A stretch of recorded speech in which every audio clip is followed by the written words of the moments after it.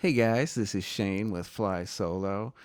Today we're going to be talking about Wednesday, May 11th.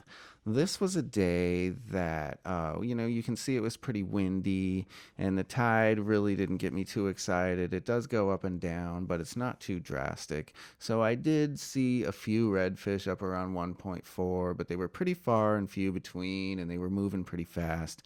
So I didn't really have a lot of legitimate shots.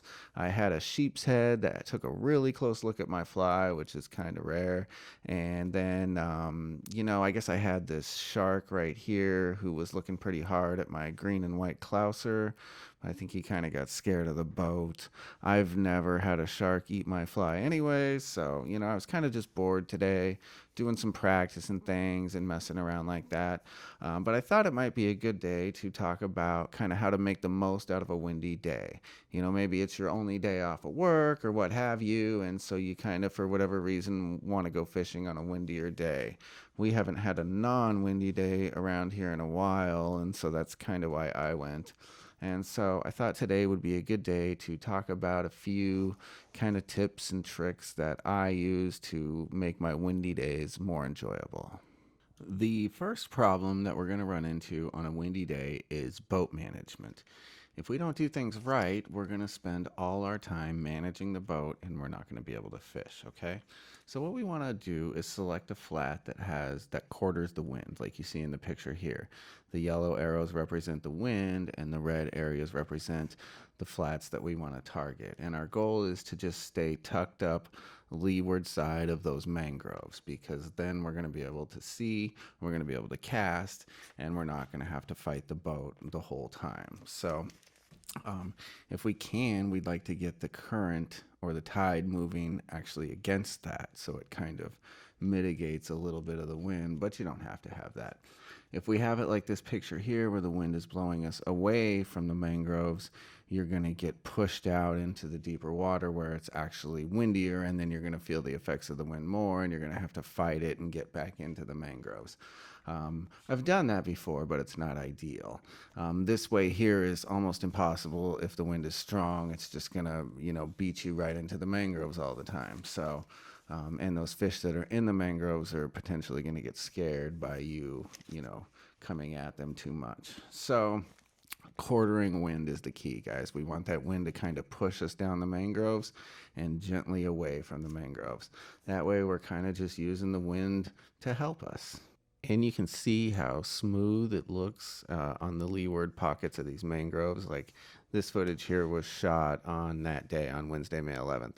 And it was, it was gusting up around 10 miles an hour at this point. But you can see I'm not dealing with any of that. It's real nice and calm in those leeward mangrove pockets. So look for those.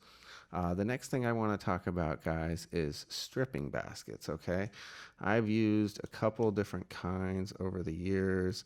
Um, and in the wind, you just almost have to have something to kind of hold that fly line. So this is the first kind I bought. This is actually just a Walmart laundry basket. And I used that for years, but in the wind, the basket itself catches quite a bit of the wind. And so I ended up switching over to this kind, which is like the hard one that you wear like a belt. And I prefer this kind in the wind, but I prefer not to wear it at all. This does get a little bit just cumbersome and kind of in the way. So I'm going to be adding some of those spikes to the solo skiff here really soon. And so I'll do a review on that. But I think the spikes are the way to go if your boat, will allow it. If not, those hard plastic stripping baskets are pretty good.